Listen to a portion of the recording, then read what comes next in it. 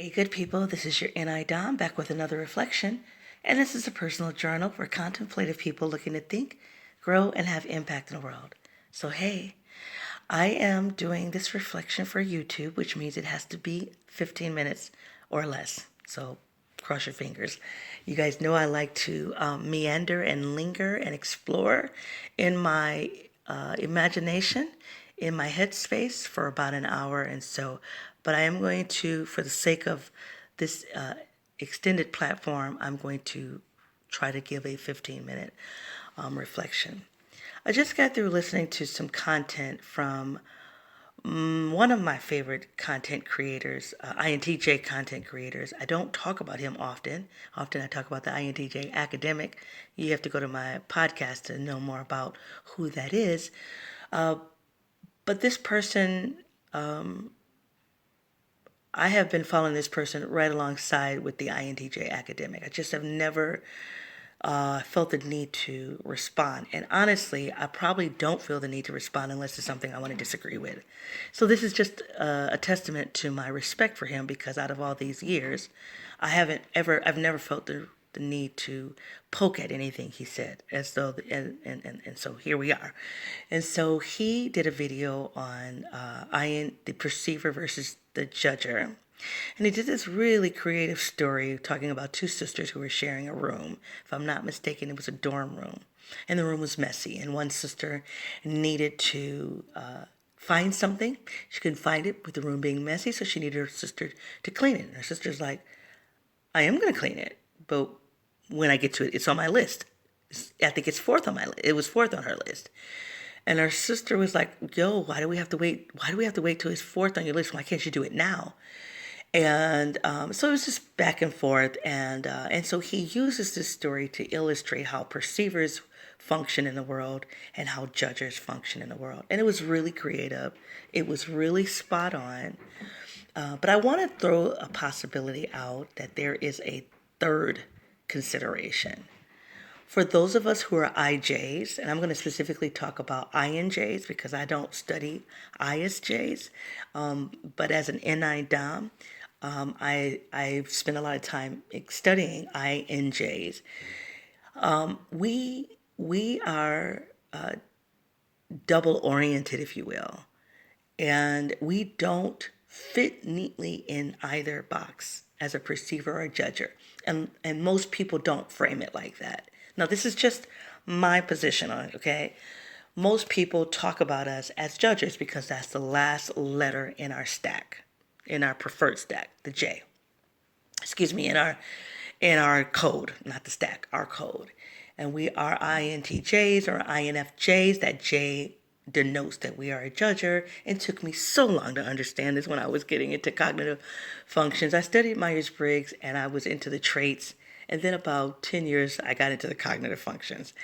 And it took me so long to really understand how the J and the P impacted those traits, but I got it now.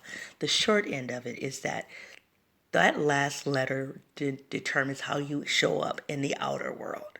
How you show up in the outer world. You show up in the outer world as a perceiver, as a judger. And that sounds simple. As an INTJ, or an INFJ, I'm going to just talk about INTJs because that's just who I am. We show up in the world. When we're interacting in the world, we show up as a judger, and that is very clear. But that is not our driving function. Our driving function is a perceiving function. And that's not necessarily what we give the world, but that is who we are in the world. And that just creates this, like I said, double orientation that most people don't acknowledge. So, the INTJ, there's another content creator that I call the INTJ academic, and he proposed a different coding in one of his recent episodes. When I say recent, okay, my dog was barking and I had to pause, so I'm not going to be able to pick up where I left off exactly, but let me try to get back to this point. So the INTJ academic, one of my favorite content creators around Myers-Briggs, I call him the INTJ academic. You can go to my podcast or my website, yourinidom.wordpress.com, to learn more about who that individual is. And he recently did an episode within the last, I would say 4 months about maybe 5, let's just say the last 6 months. How about that? About he proposed a different coding structure for the INTJ to make room for the fact that I don't know why he did it, but to me, how as I heard his experiment, he called it a thought experiment. To me, what he was doing was making room for the fact that we are both perceivers and judgers. And I think there is another personality system that does just that. That for the INTJ that we know, the INTJs that we know are actually called INTPs.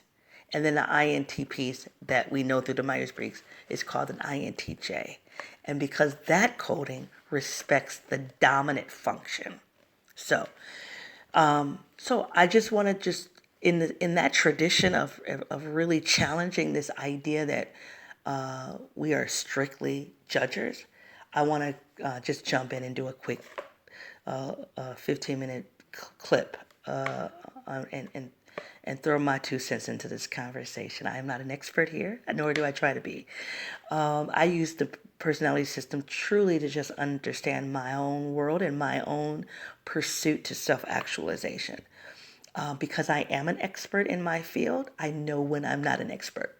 I'm invested in personality theory. I am invested, but I am not an expert. Okay, so let me give a couple more disclaimers, just because I might have some people who are new to this project or new to me and want them to know what's going on, but I can't linger here because I only have 15 minutes remaining. Excuse me, I really only have about 6 minutes remaining. If you are new to my project, this is a personal journal where I unpack my inner and my outer worlds. I use personality theory. I use two primarily, the Myers-Briggs, in which I'm an INTJ, and the Enneagram, in which I'm an 8. I also identify as an African-American woman from a lower socioeconomic background and from intergenerational trauma. I am a trained and practicing educator and social scientist of about 30 years. All of that influences how I see the world, how I unpack the world, and how I am led to reflect privately and out loud. I've been keeping a journal in my life since I was 4. I am now 50, and during the pandemic, I decided to take my my journaling practice, public in an audio version in my podcast, Your NI which is a podcast, okay? This whole project is unedited, is unscripted. I am freestyling. Again, it is not informational. It is a reflection for those who are contemplative, okay? All right, so let me just tell you what I'm just thinking about right quick.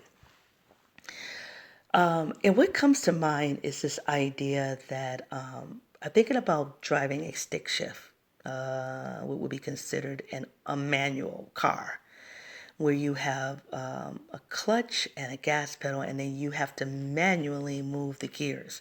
When you move the car from gear to gear, first to second, second to third, third to fourth, and sometimes fourth to fifth, you have to hit the clutch. Now, when you're driving, you also need to hit the gas pedal. So sometimes there is this thing where you have to hit the gas pedal and the clutch at the same time, or kind of in tandem with each other. And it requires a unique balance, because if you don't balance it, the car will jerk violently or cut out.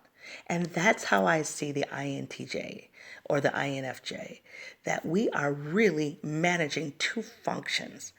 And I don't know if I wonder if I could theorize that we're managing two functions more than other types, and because we are IJs. All right, so here's what I'm thinking. When we're in the world, and this took me a long time to understand when I was studying the system, when we're in the world, we are when we're in the world, we're functioning as judges. When we're in the world, interacting in the world, let me change that. When we're interacting in the world, we are functioning as judges. That's who we are, all day, every day. But that's not our driving function. Our driving function is a perceiver. But because it's introverted, we don't give that to the world. See, do you see the conundrum? We are truly perceivers, but we don't give that perceiving function to the world. What we give to the world is judging. right? So in essence, out of all the types, I think we INJs, and this could relate to ISJs as well, but I don't study them. I should have because my ex was an ISJ, ISTJ, but it doesn't matter. But sometimes I wonder what's my ex and ISFJ. But nonetheless, that's not neither here nor there. So we are dominant perceivers inwardly, and then we go out and we're interacting in the world as judges, and that means we don't fit neatly into either category.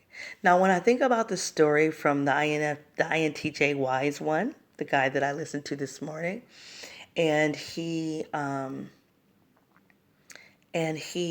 gave the story about these two sisters and they were like battling. And what he said, what happened, like I said, one sister needed to find something. She couldn't find something because the room was a mess. She wanted her sister to clean. Her sister was like, I'm going to clean, but it's fourth on my list because judgers function with lists. And I want to connect this to this worksheet that I created. This worksheet that I created about 10 years ago, and it's from a morning practice that I started 20 years ago. And through all of that, it has evolved, and I want to talk about why it's evolved as an INTJ, and kind of make this point that I am double oriented. I have a double orientation as a dominant intuitive inwardly, though, and an outward judger. Okay. So I have what's called a weekly activity report, and I got to bring closure. A weekly activity report that where I outline the different domains in my life, and I'm always updating that to maintain its functionality with what's going on in my world and with my priorities. Okay, I first started 20 years ago living my life by a list. That's what I did. I had a notebook. I still actually have that notebook. Write down what I needed to do. I planned for the week because I'm an educator. So we have, as a teacher, we would do lesson plans. You plan for the week. I would plan my list for the week. My objectives. As a matter of fact, I planned it for the quarter, then the month, then a week, and then every day I would say, okay, these are the three things I want to get done today. Okay, and I did that for about 10 years. When my life became a little less structured because I was no longer functioning in a school, I started functioning. I was doing as a writer, and I didn't have anybody regulating my time.